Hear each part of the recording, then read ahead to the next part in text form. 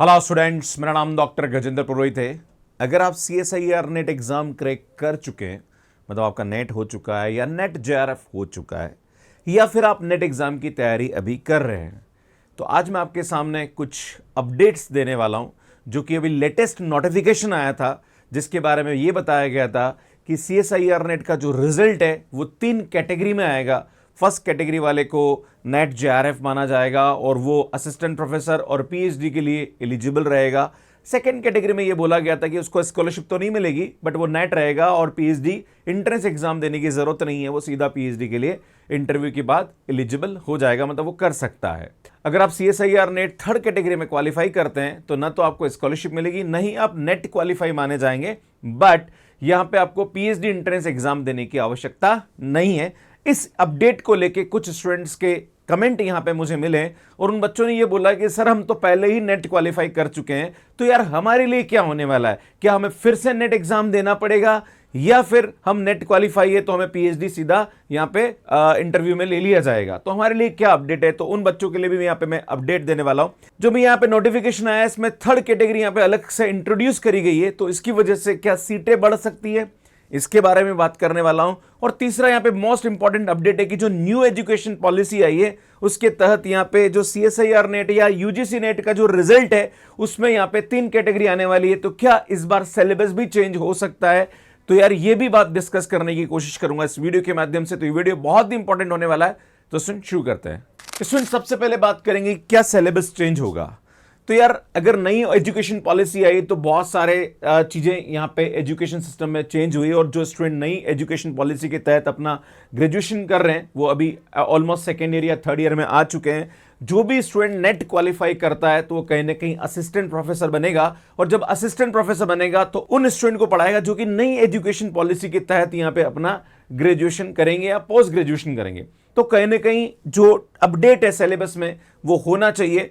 तो हो सकता है कि सिलेबस में छोटे मोटे चेंजेस हो। देखो मैथमेटिक्स या फिजिक्स या जो भी आपका आर्ट्स के सब्जेक्ट है उसमें चेंजेस होंगे, पर इतने ज्यादा मेजर चेंजेस नहीं हो सकते हैं। हो सकता है पैटर्न में थोड़ा बदलाव हो जाए, सिलेबस में कुछ पॉइंट्स को कम ज्यादा कर दिया जाए, पर मेरे हिसाब से सिलेबस चेंज होने की संभावना थोड़ी यहां पे बनती है। आई एम नॉट श्योर कि सिलेबस चेंज हो जाए, या हो सकता है कि इस बार ये नोटिफिकेशन दे दे कि जो जून 2024 का एग्जाम जो है उसके अंदर सिलेबस कोई चेंज नहीं होगा, पर हम दिसंबर 2024 से इसका सिलेबस चेंज करेंगे। क्योंकि यहां पे कहीं ना कहीं स्टूडेंट्स का रहता है कि सर अगर बाई चांस अभी सिलेबस चेंज हो गया तो हमारे पास तो अब 2-2.5 महीने भी नहीं बचे, हम कैसे प्रिपेयर करेंगे।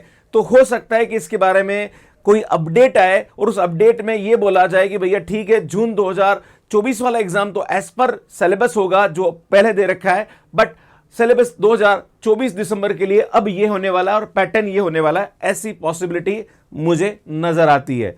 नेक्स्ट बात करेंगे सुन यहां पे कि क्या ज्यादा स्टूडेंट होंगे नेट क्वालिफाई।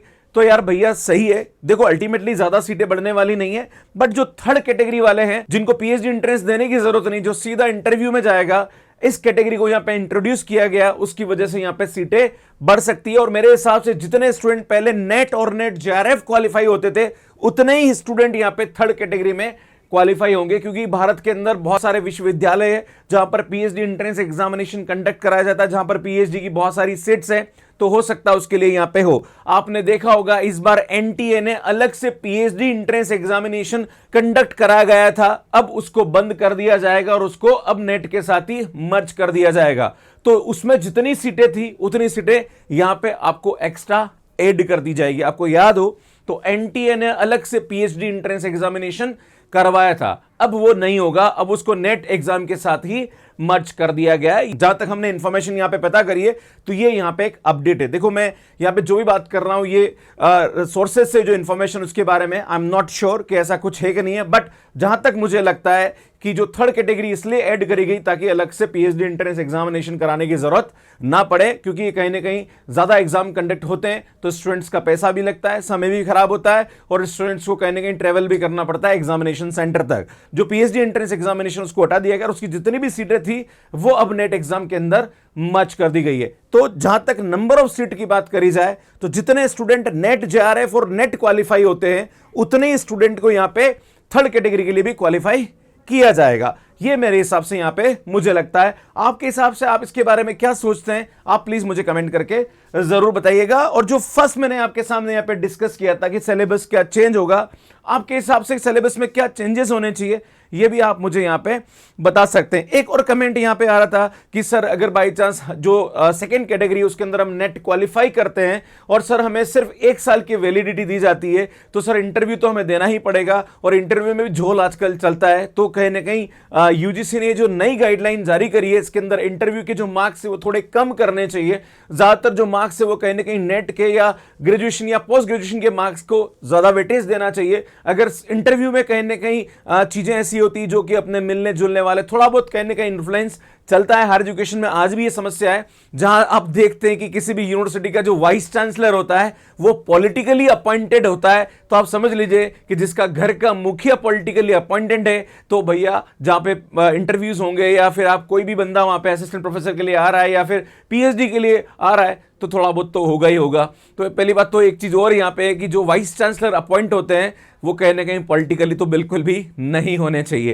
तो ये भी एक समस्या जो कि नजर आती है। काफी सारे स्टूडेंट्स ने कमेंट किया था कि सर ये जो 1 साल वाला है ये हटाना चाहिए, तो बिल्कुल मैं इससे एग्री करता हूं कि ये जो नेट एग्जाम जो सेकंड कैटेगरी के तहत क्वालिफाई करते हैं उनको 1 साल की जगह 2 साल देना चाहिए। अगर आप देखते हैं गेट का जो स्कोर कार्ड है वो 3 साल तक वैलिड कर दिया गया है। 3 साल के अंदर अंदर अगर आप कहीं भी एडमिशन लेना चाहें उस गेट स्कोर कार्ड के थ्रू, तो आप आईआईटी में या एनआईटी में एडमिशन ले सकते हैं। ये इंजीनियरिंग वाले और जो साइंस वाले बच्चे गेट एग्जाम देते हैं उनकी बात कर रहा हूं। तो भैया जब गेट स्कोर को 3 साल वैलिड किया गया है, तो यार नेट सर्टिफिकेट जो कोई स्टूडेंट नेट क्वालिफाई करता बड़ी मेहनत के साथ, तो यार उसको अगर पीएचडी के लिए एडमिशन लेना है तो यार उसकी वैलिडिटी 1 साल करनी चाहिए। बहुत सारी ऐसी फीमेल कैंडिडेट भी होती है जो इनकी शादी हो गई है और कहीं ना कहीं मैटरनिटी, यार बहुत सारे ऐसे इश्यू आते हैं जहां पर वो 1 साल के अंदर अगर पीएचडी के लिए एडमिशन नहीं ले पा रही है, तो कहीं ना कहीं उनके लिए ये फैसिलिटी प्रोवाइड करनी चाहिए। ये मेरा पॉइंट ऑफ व्यू। आप इसके बारे में क्या सोचते हैं प्लीज कमेंट करके जरूर बताइएगा। और हो सकता है अगर सभी स्टूडेंट इसके अंदर एग्री करते हैं तो हम ट्विटर पे एक कैंपेन भी शुरू कर सकते हैं कि भैया इसकी जो वैलिडिटी है उसको 1 साल से 2 साल तक इंक्रीज कर देनी चाहिए, या लाइफ टाइम भी दे दे तो कोई प्रॉब्लम नहीं। पर लाइफ टाइम में कहीं ना कहीं ज्यादा स्टूडेंट्स होंगे तो मैनेज करना थोड़ा भारी हो जाता है, पर यहाँ 1 साल से 2 साल या 3 साल इसकी वैलिडिटी को इंक्रीज किया जा सकता है। जो पास्ट ट्रेंड है उसके हिसाब से मैं थोड़ा सा बताना चाह रहा हूं, खास करके नोटिफिकेशन के बारे में, कि बहुत सारे बच्चों का डाउट है कि सर नोटिफिकेशन कब आ सकता है। वैसे मैंने आपको बोला है कि आपका जो नोटिफिकेशन है वो अप्रैल मिड तक तो आ ही जाएगा, है ना, क्योंकि नॉर्मली यहां पे जो पास्ट ट्रेंड देखा जा रहा है, जो जून एग्जाम होता है, तो सुन जो जून 2023 के एग्जाम की बात करें तो 6 और 8 जून को ये एग्जाम कंडक्ट कराया गया था।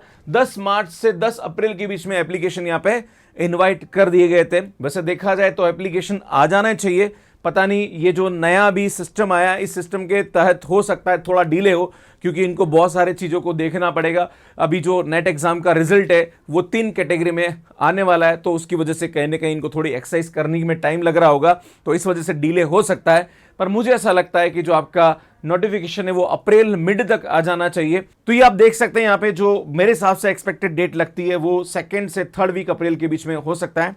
बाकी अगर आप नेट एग्जाम की तैयारी मेरे साथ करना चाह रहे हैं तो सुन CSIR नेट जून 2024 का जो कोर्स है वो 5999 में मिल जाएगा। सुन अभी मैंने यहाँ पे इसकी जो प्राइजेस है वो इंक्रीज करी थी, पर कुछ स्टूडेंट्स की रिक्वेस्ट पे मैंने इसको वापस डाउन किया है कि सर हमें नेट एग्जाम वापस देना है, क्योंकि पहले क्या हो रहा था स्टूडेंट की नेट एग्जाम के नहीं देके वो पीएचडी सीधा करना चाह रहा था। पर स्टूडेंट अब क्या हो रहा है कि जो पीएचडी का एंट्रेंस एग्जाम है वो भी नेट के थ्रू ही होगा। तो अगर कोई स्टूडेंट सब्सक्रिप्शन लेना चाह रहा तो आप ले सकते हैं। यहाँ पे जून एंड दिसंबर का आप लेना चाह रहे तो 10,999 में आपको मिल जाएगा। अगर आप IIT-JEM 2025 एग्जाम की तैयारी करना चाह रहे हैं तो 5,999 में, और 2026 का 10,999 मिल जाएगा। सुनिए यहाँ पे live, recorded, PDF, DPP, test series, general aptitude, सब कुछ हम आपको यहाँ पे प्रोवाइड करते हैं। सुनिए बुक्स है जो कि अमेजोन एंड फ्लिपकार्ट पे अवेलेबल है। अभी फ्लिपकार्ट पे ऑफर चल रहा है, इन बुक्स को आप बाय कर सकते हैं। इसमें ये हमारा मैथ्स का ऐप है जो कि एंड्रॉइड एंड iOS पे अवेलेबल है, इसको आप डाउनलोड कर लीजिए। और इसमें ये हमारा टेलीग्राम और व्हाट्सअप चैनल है, इसको आप ज्वाइन कर सकते हैं। हमारी बहुत सारी अपडेट्स हम यहाँ पे देते रहते हैं। कैसे मैथ्स का ऐप पे सब्सक्रिप्शन लेना, इसका वीडियो आप यहाँ पे जाके देख सकते हैं। मैंने यूजीसी की जो नया नोटिफिकेशन आया इस पर मैंने डिटेल वीडियो यहाँ पे अपलोड किया है, अगर आपने नहीं देखा तो यहाँ पे जाके देख लीजिए। यहाँ पे जाके चैनल को सब्सक्राइब कर सकते हैं और यहाँ पे जाके ऐप को डाउनलोड कर सकते हैं। आप सभी का बहुत बहुत धन्यवाद। Thank you, bye bye.